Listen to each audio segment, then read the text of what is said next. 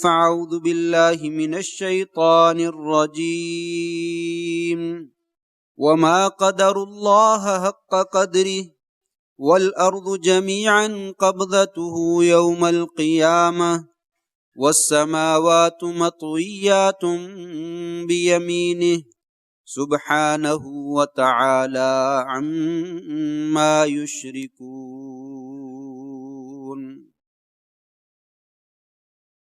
اور انہوں نے اللہ تبارک و تعالیٰ کی جیسے قدر کرنے کا حق تھا قدر نہیں کی۔ کل قیامت کے دن زمین ساری کی ساری اللہ تبارک و تعالیٰ کے ہاتھ میں ہوگی، اور آسمانوں کو اس نے اپنے دائیں ہاتھ میں لپیٹ رکھا ہوگا۔ وہ ذات بڑی ہی پاک ہے اس چیز سے جو وہ اللہ تبارک و تعالیٰ کے ساتھ شریک ٹھہراتے ہیں۔ محترم دوستو، بزرگوں، بھائیوں، نہایت ہی عزت کے لائق ماؤں اور بہنوں، پچھلے خطبہ جمعۃ المبارک میں رزق حلال کمانے کے فوائد اور رزق حرام کمانے کے نقصانات کی طرف اشارہ کرتے ہوئے یہ بات تفصیل سے بیان کی تھی کہ رزق حرام کمانے کے طریقے کون کون سے ہیں، اور وہ معاشرے میں اس وقت بڑے زور اور شور کے ساتھ موجود ہیں اور لوگ ان پر اکثر عمل کرتے ہیں۔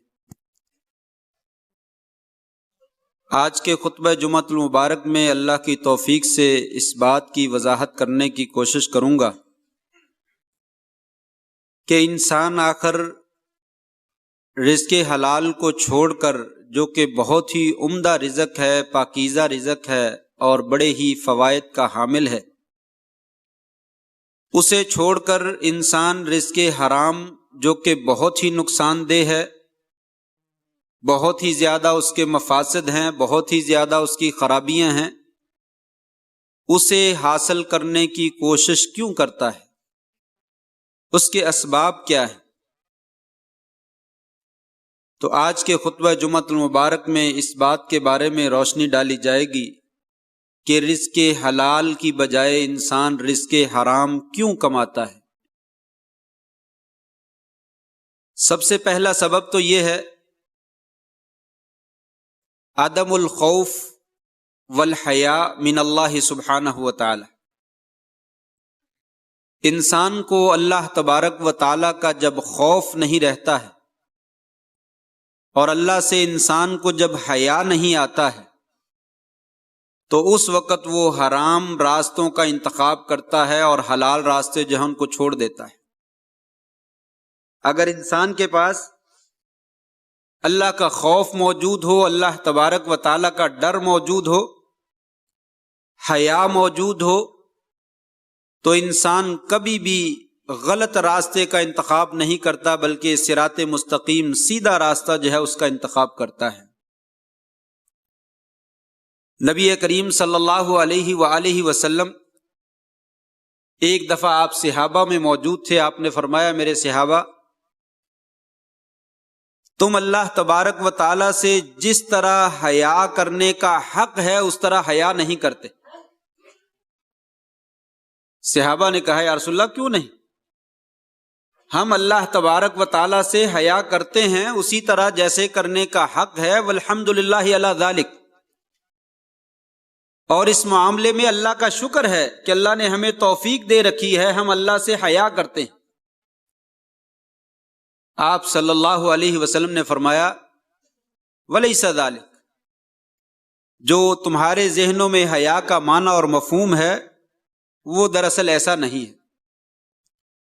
حیا کا حقیقی مفہوم اور حقیقی معنی یہ ہے ان تحفظ الرأس وما وعى وان تحفظ البطن وما حوى ولتذكر البلا ولتذكر الموت والبلا ومن اراد الآخرة ترك زینت الدنیا ومن فعل ذلك فقد استحیا من اللہ حق الحیا او کما قال علیہ الصلوۃ والسلام۔ آپ نے فرمایا حیا کی تعریف جانتے ہو؟ یہ تعریف ان تحفظ الراس وما وعى، اپنے سر کی حفاظت کرو اور سر کے اندر اللہ تبارک و تعالی نے جتنی چیزیں لگا رکھی ہیں ان کی حفاظت کرو۔ سر پیشانی ہے، اسے غیر اللہ کے سامنے مت جھکاؤ، اللہ کے سامنے جھکاؤ، اللہ کے علاوہ کسی اور کے سامنے سجدہ ریز نہ ہو جانا۔ دماغ ہے، دماغ سر کے اندر موجود ہے، اس کو اللہ تبارک و تعالیٰ کی تخلیق کے بارے میں غور و فکر میں لگاؤ۔ یہ آسمان بنائے گئے، یہ زمین بنائی گئی، یہ پہاڑ، یہ ریگستان، یہ دریا، یہ باغات، یہ تمام چیزیں کس نے بنائی ہیں، کیوں بنائی ہیں، ان کا مقصد کیا ہے، اور مجھے جو ہے وہ پیدا کیوں کیا گیا ہے، میں دنیا میں کیوں آیا ہوں۔ دماغ کو ان معانی کے اندر، ان چیزوں کے اندر جو ہے وہ استعمال کرو۔ آنکھیں دی ہیں، زبان دی ہے، کان دیے ہے، ناک دیا ہے، یہ سارا کچھ سے سر کے اندر اور چہرے کے اندر جو ہے وہ موجود ہے۔ فرمایا سر کی بھی حفاظت کرو اور ان تمام اعضاء کی جو سر کے اندر موجود ہیں ان کی بھی حفاظت کرو، کہ ان کو وہیں پہ استعمال کرو جہاں پہ اللہ تبارک و تعالی نے استعمال کرنے کا حکم دیا ہے، تو پھر تم واقعی حیا کرنے والے بن جاؤ۔ نظر سے حرام چیز کو دیکھو نہیں، زبان سے حرام چیز کو کھاؤ نہیں، کانوں سے حرام چیز کو سنو نہیں۔ جب تم ایسا کرو گے تو صحیح معنوں میں اللہ سے حیا کرنے والے جو ہے وہ بن جاؤ۔ دوسرے نمبر پہ آپ نے فرمایا ان تحفظ البطن وما حوا، پیٹ اور پیٹ کے ارد گرد جو چیزیں ہیں ان کی بھی حفاظت کرو، اس میں حرام چیز کو داخل نہ ہونے دو، اور ان چیزوں کا جو صحیح مصرف ہے وہیں پہ ان کو استعمال کرو۔ اور تیسرے نمبر پہ آپ نے فرمایا لوگو وَلْتَذْكُرَ الْمَوْتَ وَالْبِلَا، موت کو یاد رکھو کہ ایک دن انسان نے مرنا ہے اور اللہ تبارک و تعالیٰ کے سامنے پیش ہونا ہے، اور اس بات کو بھی یاد رکھو کہ قبر میں جانے کے بعد جسم نے ریزہ ریزہ ہو جانا ہے، مٹی نے کھا جانا ہے، کیڑوں نے کھا جانا ہے، انسان کی ہڈیاں اور جسم وہ سیدھا ہو کر اور بیکار ہو کر رہ جائے گا۔ فرمایا اس بات کو بھی اپنے ذہن میں رکھو، اور جو آدمی آخرت کا طلبگار ہے وہ دنیا کی زیب و زینت کو اختیار نہیں کرتا بلکہ اس کو چھوڑ دیتا ہے۔ فرمایا یہ چار چیزیں تم اختیار کر لو تو اللہ تبارک و تعالیٰ سے حیا کرنے کا جو حق ہے وہ تمہیں حاصل ہو جائے گا۔ سر اور سر کے ساتھ جو اعضاء ان کی حفاظت کر لو، پیٹ اور پیٹ کے ساتھ جو اعضاء ہیں ان کی حفاظت کر لو، اپنی موت کو بھی یاد رکھو اور قبر میں جا کر اپنے جسم کے خراب ہونے کو بھی یاد رکھو۔ دنیا میں ہلکی سی مٹی لگ جاتی ہے تو انسان جھاڑتا ہے، معمولی سا کوئی داغ لگ جاتا ہے تو صابن سے اور کیمیکل سے مل مل کے اس کو صاف کرتا ہے اور اتارتا ہے، لیکن کل یہ جسم کیڑوں مکوڑوں کی اور مٹی کی خوراک بننے والا ہے، اس کو بھی یاد رکھ۔ اور چوتھے نمبر پہ یاد رکھ کہ آخرت میں تو نے اللہ کے سامنے پیش ہونا ہے۔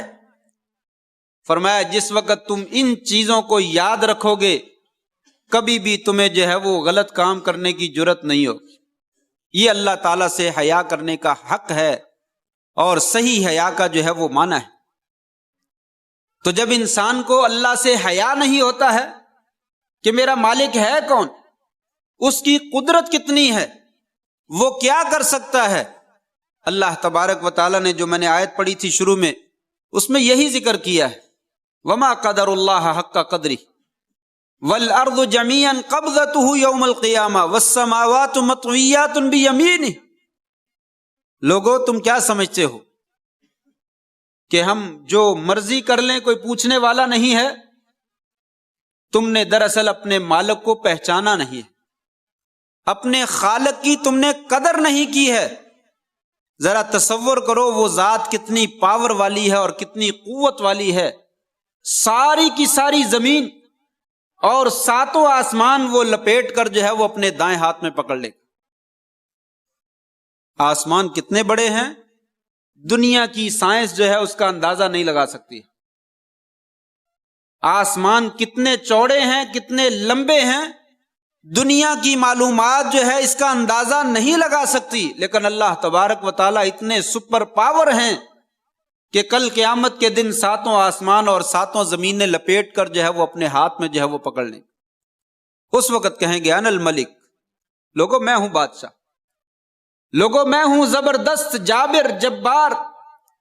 دنیا میں تکبر اور غرور کرنے والے اور اپنے آپ کو بڑا ثابت کرنے والے آئیں آج میرے سامنے، مجھے دکھائیں تو صحیح کون ہے. فرمایا لوگوں تم نے اللہ کی قدر نہیں کی. جب انسان اللہ کی قدر نہیں کرتا ہے تو پھر حرام کمائی جو ہے وہ کماتا ہے. اللہ کو جب پہچانتا ہی نہیں ہے تو پھر حرام کمائی جو ہے وہ کماتا ہے. اگر انسان اپنے مالک کو حقیقی طور پہ پہچان لے تو کبھی ایسے غلط اعمال کرنے کی جو ہے وہ کوشش نہ کرے.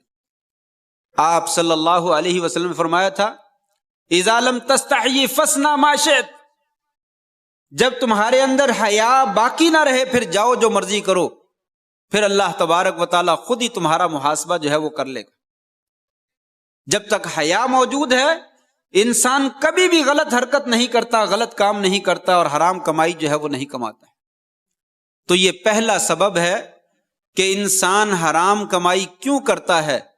جب انسان کے دل سے، دماغ سے اللہ کا ڈر اور خوف نکل جاتا ہے اور حیا نکل جاتا ہے، اس وقت جو ہے وہ انسان حرام کمائی کماتا ہے اور غلط پیسے جو ہے وہ کما کر اپنا پیٹ بھی پالتا اور اپنے بچوں کا بھی پیٹ پالتا.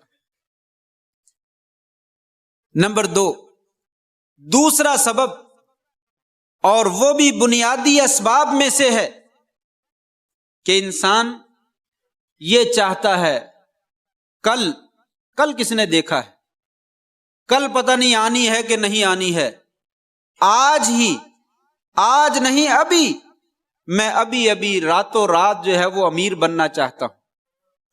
دنیا والے کما کر لے گئے، میں پیچھے رہ گیا. کون سا ایسا نسخہ مل جائے، کون سا ایسا وظیفہ مل جائے، کون سا ایسا طریقہ مل جائے کہ میں 1 سیکنڈ سے بھی پہلے میں جو ہے وہ ساری دنیا کی دولتیں جو ہے وہ اکٹھی کر لوں اور اپنے خزانے میں جمع کر لوں. جب انسان کی سوچ یہ بنتی ہے تو پھر اسے پھر سمجھ نہیں آتی کہ راستہ سیدھا کون سا ہے اور غلط کون سا ہے. اس کا ہم و غم جو ہے وہ مال جمع کرنا ہوتا ہے کہ آج کی رات ہی مجھے یہ ساری دولتیں جو ہے وہ ملنی چاہیے. اس کے لیے چوری کیوں نہ کرنی پڑے، ڈاکہ کیوں نہ مارنا پڑے، بے ایمانی کیوں نہ کرنا پڑے، ہیرا پھیری کیوں نہ کرنا پڑے. انسان جو بھی راستہ اس کے سامنے آتا ہے تو وہ مال کو کماتا ہے. حالانکہ اگر انسان نے عبرت لینی ہو، قرآن مجید تو بھرا پڑا ہے عبرتوں سے.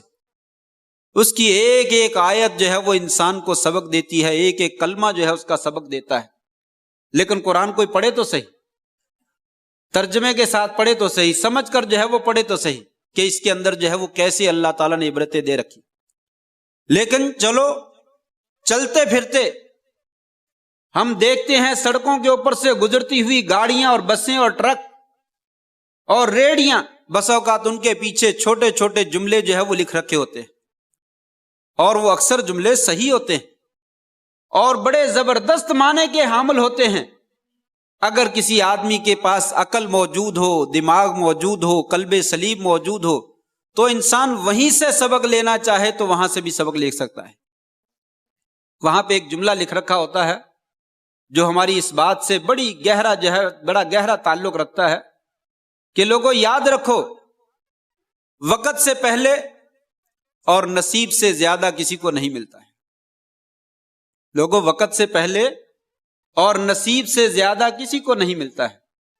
یہ جملہ اپنی زبان میں لوگوں نے لکھ رکھا ہے، لیکن یہ قرآن و حدیث سے یہ بات جو ہے وہ ثابت ہے.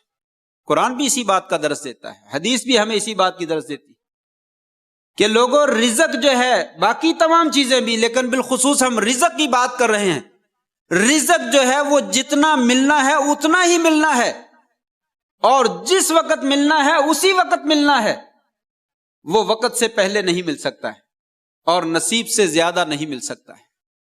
آپ صلی اللہ علیہ وسلم نے فرمایا تھا لوگوں یاد رکھو، ان روح الامین نفث فی روعی، جبریل امین علیہ السلام میرے پاس آئے ہیں اور میرے دل میں یہ بات ڈالی ہے انہ لن تموت نفس حتی تستوفی رزقہ، کوئی جان اس وقت تک مر نہیں سکتی ہے جب تک وہ دنیا میں اپنا رزق جو ہے وہ پورا نہیں کر لیتی۔ ایک یہ حدیث کہ جب تک انسان نے اپنا رزق پورا نہیں کر لیا وہ دنیا سے جا نہیں سکتا، اور دوسری حدیث کہ بچہ ابھی ماں کے پیٹ میں ہوتا ہے تو فرشتہ بھیج دیا جاتا ہے، جاؤ جا کر اس کا رزق لکھ دو، اس نے کتنا رزق کھانا ہے، کون کون سی خوراک کھانی ہے اور کتنی کتنی مقدار میں کھانی ہے، پورے کا پورا لکھ دیا گیا ہے۔ چلیے کافروں کو نہ اعتبار سے ہی مسلمانوں کو تو اعتبار ہونا چاہیے۔ یہ دونوں حدیثیں پیارے پیغمبر حضرت محمد الرسول اللہ صلی اللہ علیہ وسلم نے فرمایا لوگو، جب تک انسان اپنا رزق پورا نہیں کر لیتا تب تک جو ہے وہ مرے گا نہیں۔ جب رزق پورا ہو گیا تو کوئی مائی کا لال جو ہے انسان کے منہ میں پانی کا ایک قطرہ بھی داخل کرنا چاہے تو نہیں داخل کر سکے، وہ باہر نکل آئے۔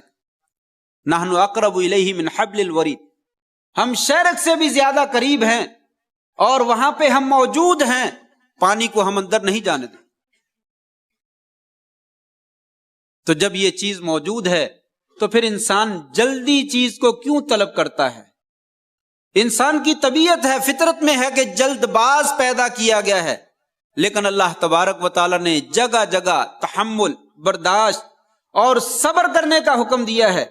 انسان صبر کر، واللہ مع الصابرین، ان اللہ مع الصابرین، لوگوں صبر کرو، صبر کرنے والوں کے ساتھ اللہ ساتھ ہے، اور برداشت کرو، تحمل کرو، جلد بازی نہ کرو، اپنے جذبات میں نہ آؤ۔ راتوں رات امیر بننے کی کوئی ضرورت نہیں ہے، رزق آنا ہی آنا ہے اور اسے سیدھے طریقے سے آنے دیجیے، جلد بازی نہ کیجیے۔ العجلۃ من الشیطان، جلد بازی جو ہے وہ شیطان کی جانب سے ہوتی ہے۔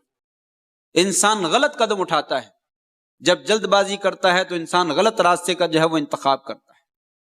تو آپ نے فرمایا لوگو، وہ مالک، اس نے رزق کی بھی تقسیم کر رکھی ہے اور اس نے وقت کی بھی تقسیم کر رکھی ہے، اسے سب معلوم ہے کہ میں نے فلاں کو رزق کتنا دینا ہے اور کب دینا ہے، اور وہ اپنے وقت پر اس کو اتنا رزق جو ہے وہ دیتا ہے۔ اگر اس کی جانب سے رزق میں تاخیر ہو جائے، اس کو جلدی حاصل کرنے کی کوشش نہ کرو۔ جلدی حاصل کرنے کی کوشش کرو گے، نتیجہ یہی نکلے گا کہ انسان حلال کا راستہ چھوڑ کر جو ہے وہ حرام کا راستہ انتخاب کر لے۔ اس لیے جتنا دیا ہے ٹھیک ہے، جو باقی میرا رہتا ہے الحمدللہ وہ بھی مل جائے گا، جو ملا ہے وہ بھی اللہ نے دیا ہے، اور جو ملنے والا ہے وہ بھی میرے اللہ نے ہی دینا ہے، اور جب تک وہ مجھے نہیں ملے گا میں اس دنیا سے نہیں جا سکتا، دنیا کی کوئی طاقت مجھے اس دنیا سے باہر نہیں لے جا سکتی۔ حضرت علی رضی اللہ تعالیٰ عنہ، ان کا ایک قصہ ہے، ذکر کیا جاتا ہے کہ کوفہ کی مسجد میں نماز پڑھنے کے لیے گئے، سواری تھی، باہر ایک لڑکا کھڑا تھا، اسے سواری پکڑا دی کہ یہ سواری ہے، میرا اس کا خیال رکھنا، میں ابھی نماز پڑھ کے آیا۔ نماز پڑھ کے باہر نکلے، جیب میں 1 دینار تھا، کہا چلو وہ لڑکا کھڑا ہے اسے 1 دینار دے دیتے ہیں، اس نے سواری کی حفاظت کی، اس کے اوپر سامان کی حفاظت کی ہے۔ باہر آئے تو دیکھا سواری تو موجود ہے، اس کی لگامیں اور اس کی مہاریں جو ہے وہ موجود، سواری کی مہاریں اتار کر جو ہے وہ لے کے کہنے لگے بڑا عجیب آدمی ہے۔ چلیے قریب میں دوسرا آدمی تھا، اس کو بلایا، کہا جاؤ میرے لیے 1 لگامیں جو ہے سواری کی لگامیں خرید کر لاؤ، 1 دینار اس کو دے دیا۔ وہ تھوڑی دیر کے بعد لگامیں خرید کر لے آیا تو دیکھا، کہنے لگے سبحان اللہ، یہ تو میری لگامیں ہیں، یہ تو وہی سواری کی جو میں نے جس کے اپنی سواری کے اوپر جو لگامیں لگا رکھی تھی، یہ تو وہی ہیں۔ تو وہ آدمی کہنے لگا ایک لڑکا تھا وہ بیچ رہا تھا، میں نے اس سے خرید کے جو ہے وہ لے آیا۔ حضرت علی رضی اللہ تعالیٰ عنہ کہنے لگے سبحان اللہ، اللہ کتنا پاک ہے، میں یہی دینار اس کو حلال طریقے سے دینا چاہتا تھا، لیکن اس بندے نے انکار کر دیا کہ نہیں، یہ مجھے حلال کا نہیں چاہیے، مجھے حرام کا چاہیے، وہ چوری کر کے لے کے۔ رزق آئے گا، رزق نے آنا ہی آنا ہے، اپنے وقت پہ ملنا ہی ملنا ہے، آپ جو ہے وہ جون سا مرضی طریقہ اختیار کر۔ چوری کرنے والا مرد کیا سمجھتا ہے کہ اس کو رزق نہیں ملنا؟ اس کو رزق ملنے والا ہے، لیکن وہ اپنے راستے کا غلط انتخاب کر کے اور وقت سے پہلے کوشش کرتا ہے کہ شاید میں وقت سے پہلے حاصل کر لوں، لیکن وقت سے پہلے بھی نہیں ملتا اور وقت پہ ملتا ہے، لیکن طریقہ جو ہے وہ غلط اختیار کر لیتا ہے۔ ڈاکہ مارنے والا بھی ایسے ہی ہے، بے ایمانی کرنے والا بھی ایسے ہی ہے، جھوٹ اور فراڈ کرنے والا بھی ایسے ہی ہے، سود کھانے والا بھی ایسے ہی ہے، رشوت لینے والا بھی ایسے ہی ہے۔ یہ سب لوگ سمجھتے ہیں کہ شاید اگر ہم نے یہ طریقہ استعمال نہ کیا تو ہمیں رزق نہیں ملنا ہے۔ وہ رزق آپ کی قسمت میں لکھا ہوا ہے، اگر آپ صبر کریں تو آپ کو حلال طریقے سے وہ رزق جو ہے وہ مل جانے والا ہے، لیکن آپ جو ہے وہ غلط راستے کا انتخاب کرتے ہیں، نتیجہ یہ نکلتا ہے کہ وہ حرام مال انسان کے پاس آ جاتا ہے۔ دو طریقے ہو گئے، دو سبب ہو گئے۔ نمبر ایک، اللہ کا خوف اور اللہ کا حیا جب نہیں ہوتا ہے تو انسان جو ہے وہ حرام کمائی کماتا ہے۔ نمبر دو، انسان جلد بازی کرتا ہے اور وقت سے پہلے چیزیں حاصل کرنے کی کوشش کرتا ہے۔ جب انسان وقت سے پہلے حاصل کرنے کی کوشش کرتا ہے تو حلال کی بجائے اللہ تبارک و تعالی حرام جو ہے وہ مقدر بنا دیتے۔ نمبر تین، تیسرا سبب یہ ہے کہ انسان جب حرص زیادہ کرتا ہے، لالچ اور طمع زیادہ کرتا ہے، اس کی وجہ سے بھی ایسا ہوتا ہے۔ حرص کوئی اچھی چیز نہیں ہے، طمع جو ہے وہ اچھی چیز نہیں ہے، لالچ جو ہے یہ اچھی چیز نہیں ہے۔ انسان جو اللہ نے دیا اس کے اوپر صبر اور شکر کرے، اسی کے اوپر قناعت کرے، تو کبھی بھی انسان کو غلط راستے کا انتخاب کرنے کی ضرورت پیش نہیں آتی۔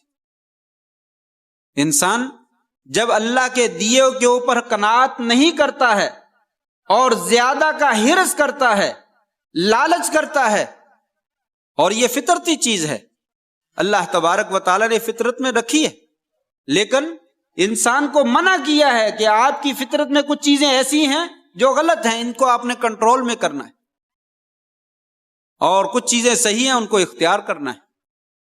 وَإِنَّهُ لِحُبِّ الْخَيْرِ لَشَدِيدٌ، انسان مال کی محبت میں بڑا سخت ہے۔ لَوْ كَانَ لِابْنِ آدَمَ وَادِيَانِ مِن مَالٍ لَابْتَغَىٰ ثَالِثًا، آپ نے فرمایا اتنا حریص ہے، اگر اس کو 2 بستیاں مال کی بھر کے دے دی جائیں، 2 الماریاں نہیں، 2 خزانے نہیں، 2 بستیاں پوری کی پوری وادیاں بھر کے جو ہے وہ مال کی دے دی جائیں، لَابْتَغَىٰ ثَالِثًا، یہ کہے گا 2 تو تھوڑی ہیں، ایک تیسری اور ہونی چاہیے۔ 1 لاکھ والا کہتا ہے 2 لاکھ ہو جائیں، 1 کروڑ والا کہتا ہے 2 کروڑ ہو جائیں، 1 ارب والا کہتا ہے 2 ارب ہو جائیں، الی آخری۔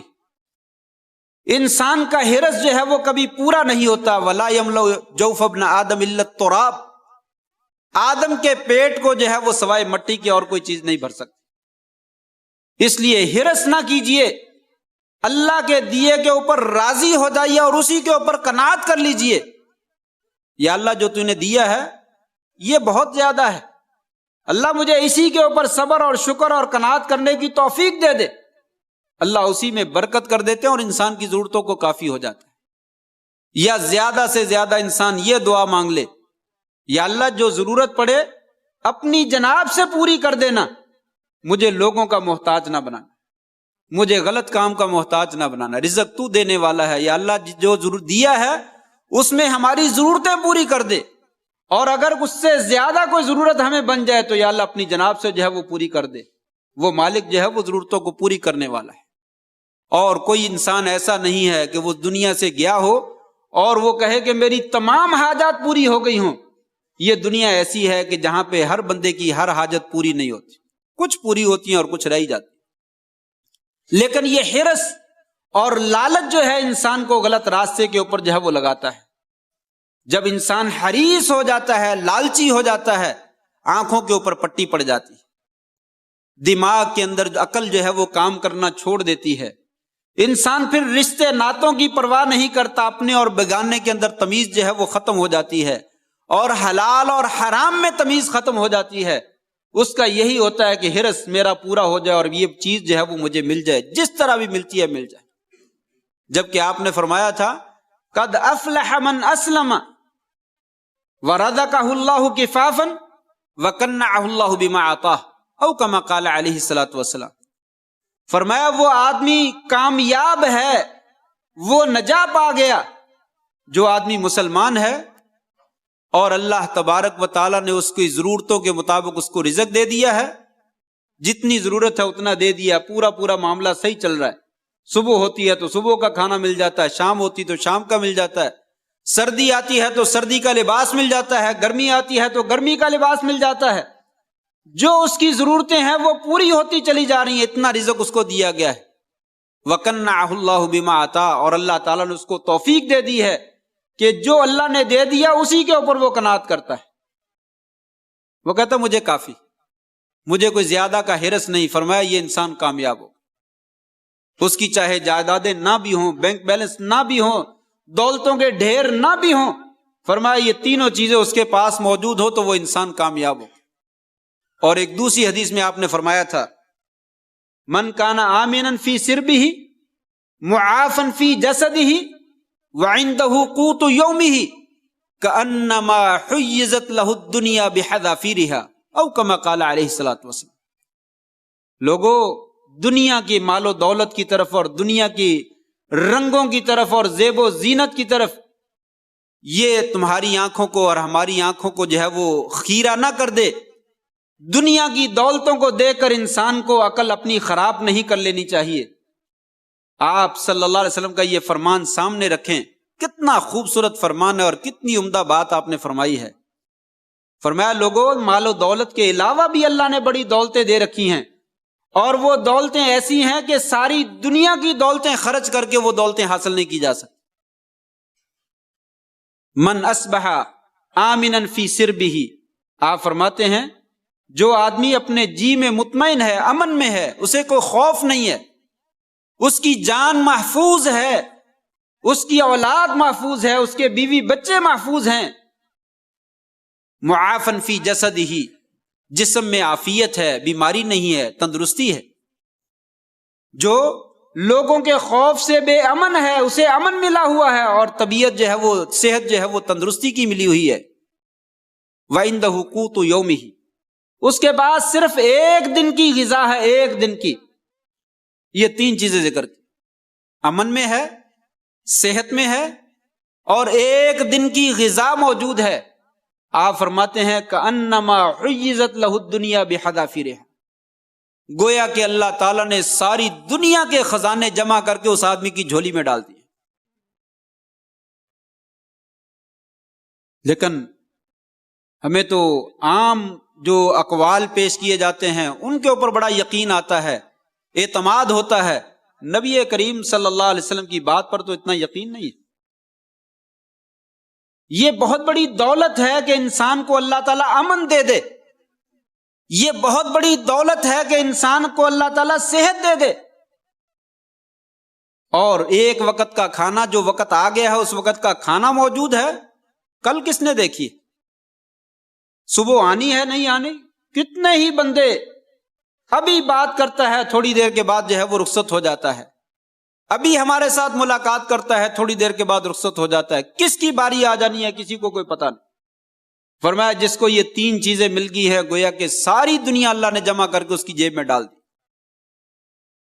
تو یہ ہرس، لالچ اور طمع جب انسان کے پاس آتا ہے تو انسان اس وقت غلط راستوں کا انتخاب کرتا اور صحیح راستے کو چھوڑ دیتا ہے۔ چوتھا اور آخری سبب، بہت سارے اسباب ہیں لیکن بات کو مختصر کروں، چوتھا سبب یہ ہے کہ حرام کمائی کا جو نقصان ہے، جو مفسدہ ہے، جو خرابی ہے، انسان اس سے جاہل ہے، انسان کو پتہ نہیں۔ اگر انسان کو پتہ ہو تو کبھی بھی انسان اس راستے کا انتخاب نہ کرے۔ بچہ کھیل رہا ہوتا ہے، چھوٹا سا ہے، سانپ آ جائے، اسے نہیں معلوم یہ کیا چیز ہے، وہ جائے گا اور اس کو جا کر پکڑنے کی کوشش کرے گا۔ آگ ہے، اسے نہیں پتا یہ جلا دینے والی ہے، وہ جائے گا اس میں ہاتھ ڈالنے کی کوشش کرے گا۔ لیکن ایک عقل مند آدمی، بالغ آدمی، عاقل آدمی، وہ قطعاً ان چیزوں کے قریب نہیں جاتا، یہ خطرناک ہے، انتہائی نقصان دہ۔ آگے گڑھا ہے، کبھی بھی اس کے اندر پاؤں نہیں رکھے گا، میں نیچے گر جاؤں گا اور ہلاک ہو جاؤں گا، وہ سائڈ سے راستہ چینج کر کے جو ہے وہ گزرتا ہے۔ یہی بات یہاں پہ ہے، حرام کمائی جو ہے وہ کتنے نقصانات والی ہے اس کا انسان کو احساس ہی نہیں ہے، اس کے خطرے کا اس بچے کی طرح انسان کو پتہ نہیں ہے کہ کتنا خطرناک ہے، جو بچہ تیزی سے آگ کو پکڑ لیتا ہے، گرم پانی والی دیچکی کے اندر ہاتھ جو ہے وہ ڈال دیتا ہے، برتن شدید گرم ہے اور اس کو جا کر ہاتھ پکڑ لیتا ہے، استری گرم ہے اس کو ہاتھ جو ہے وہ جا کر لگا دیتا ہے۔ بے نہیں اسی طریقے سے یہ انسان عقل مند ہونے کے باوجود اس معاملے میں بے عقلا ہے اور جاہل ہے، اسے معلوم ہی نہیں ہے کہ حرام کمائی کرنے کا کیا مفسدہ ہے اور کیا خرابی، کیا میرے ساتھ ہونے والا ہے۔ اگر اسے صحیح معنوں میں اس کے خطرے کا علم ہو تو کبھی بھی وہ اس کام کا ارتکاب نہ کرے۔ اختصار کے ساتھ اس کا خطرہ کیا ہے؟ نمبر 1، دعا قبول نہیں ہوتی۔ پچھلے خطبات میں نے ذکر کیا تھا، لمبا سفر کر کے آتا ہے، آپ نے فرمایا بڑی دعا کرتا عاجزی انکساری سے، فرمایا اس کی غذا حرام کی ہے، اس کا لباس حرام کا ہے، اس کا پینا حرام کا ہے، ایسے بندے کی دعا جو ہے وہ قبول نہیں کی جا سکتی۔ نمبر 2، اس کا عمل قابل قبول نہیں ہے۔ عبداللہ ابن عباس رضی اللہ تعالیٰ عنہ فرماتے ہیں اس آدمی کی نماز قبول نہیں ہوتی جس کے پیٹ میں لقمہ حرام جو ہے وہ موجود ہو۔ اور بعض اہل علم نے نقل کیا کہ اللہ تعالیٰ نے فرمایا یا ایھا الرسل کلوا من الطیبات واعملوا صالحا، اے میرے رسولو پاکیزہ رزق کھاؤ اور پھر نیک عمل کرو۔ پاکیزہ رزق، حلال رزق جو ہے وہ کھاؤ اور پھر عمل کرو اور نیک عمل کرو۔ انہوں نے کہا اللہ تعالیٰ نے دونوں چیزوں کا ذکر کیا، اس کا مطلب یہ ہے کہ اے میرے رسولو، ارے مومنوں کی جماعت، پہلے حلال کمائی کرو اور حلال کھاؤ، اس کے بعد نیک عمل کرو تو تمہارا نیک عمل قبول کیا جائے گا، وگرنہ نیک عمل قبول نہیں کیا جائے گا۔ بڑی خوبصورت بات کہی کہ اللہ نے مومنوں کو اور مسلمانوں کو اور اللہ اپنے نبیوں کو یہ حکم دیا کہ اے میرے بندو رزق حلال کھاؤ اور اس کے بعد نیک عمل کرو، تب جا کر آپ کا نیک عمل جو ہے وہ قبول ہوگا، وگرنہ تمہارا نیک عمل قبول نہیں ہوگا۔ اور تیسرا اور آخری نقصان ذکر کر اپنی بات ختم کرتا ہوں، وگرنہ مفاسد اس کے بہت زیادہ ہے۔ اس کے لیے جہنم کی آگ ہے جو آدمی اپنا پیٹ جو ہے وہ حرام کمائی سے جو ہے وہ بھرتا ہے۔